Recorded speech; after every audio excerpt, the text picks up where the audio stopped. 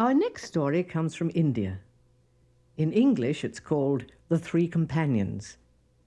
But in Hindi, the main language of India, the title would be Teen Sati.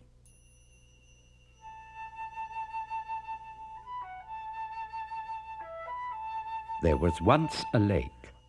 This lake was very, very beautiful, but it was also small.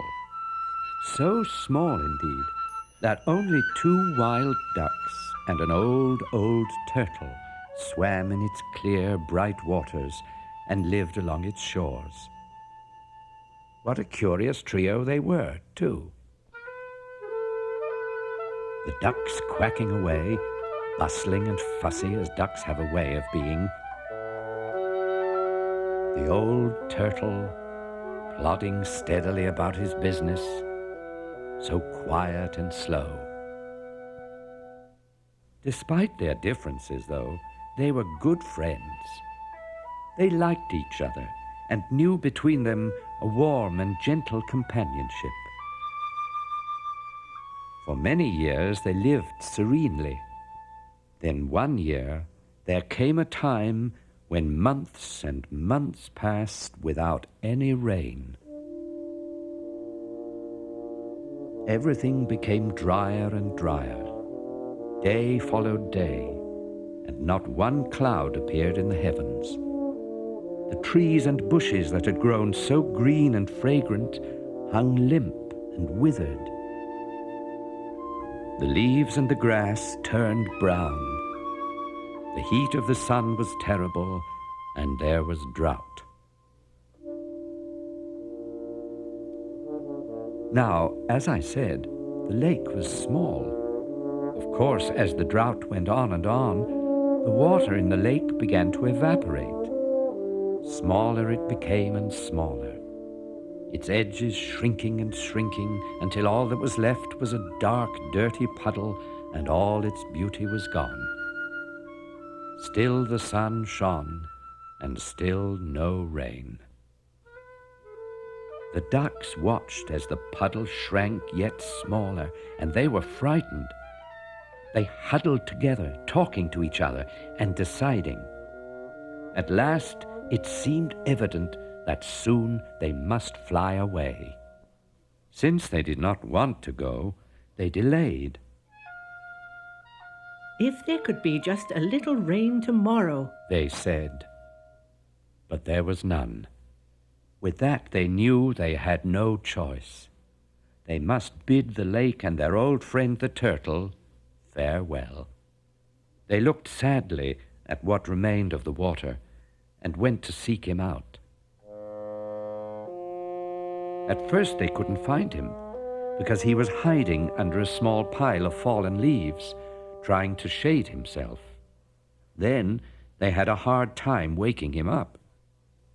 With a shock, they realized that already the heat had weakened him so that he moved even more slowly than usual. He blinked his eyes to show that he was listening. "We must speak to you, old friend." The turtle looked up. "It's about the dryness, isn't it?" "Yes. Because of it, there's hardly any food left here for us. The water plants and small creatures we eat are almost finished.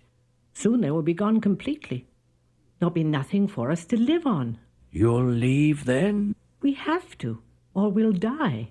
The turtle nodded, for he knew that they were right. He knew that all animals must think first and foremost of their own survival.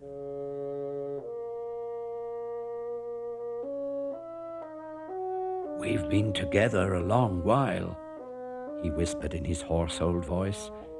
"I shall be lonely without you, but I wish you well."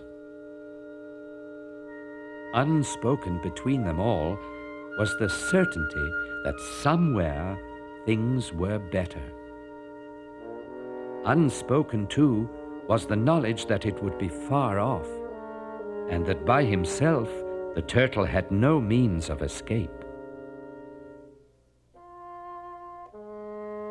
He drew his head back into his shell in grief. The 2 ducks, ruffling their feathers and letting their beaks droop down in sorrow, left him and went to stand in a dusty clump of reeds. But in their hearts, they knew that what they wanted most of all in all the world was to find a way of saving their friend. All night, as again they huddled together, they offered this suggestion and that to each other. By morning, they had formed a plan. Once the plan was made, they wasted not a moment. With the first hint of dawn, they began searching for a stout stick of just the right length. When they found the stick, they waddled to the turtle's side once more. We can't. We can't just abandon you. The turtle blinked in puzzlement because he had resigned himself. We will try to save you. And the ducks held the stick out to him. Take the middle in your mouth. We'll grasp the two ends in our beaks. That way we'll be able to carry you. All three of us can travel together. We can fly and fly to wherever it is we have to go. The turtle's eyes gleamed. With a surge of gratitude and hope, he took the stick in his dried old mouth and held on for dear life.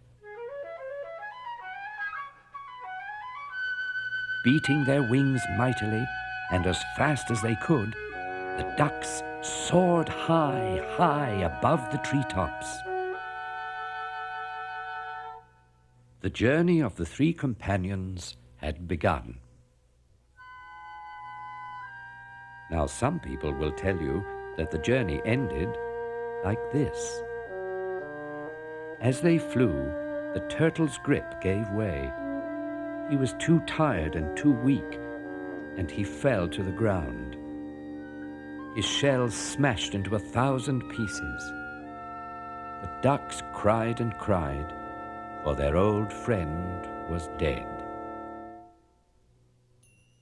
There are others, though, who don't believe it happened that way at all. They say that the ducks and the turtle flew on and on over land and sea, and came at last to another beautiful lake. That lake could be anywhere, and perhaps one day, as you walk through the woods, you might see the two ducks there on the water, and the old turtle sitting on a rock.